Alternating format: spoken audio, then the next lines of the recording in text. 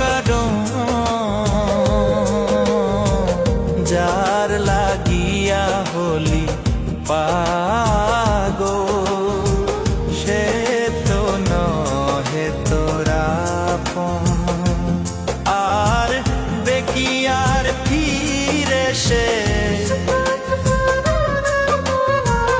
আর বেকি আর ফিরে সে যে গিয়াছে চলে, কি আর হবে ভেসে চোখের জল।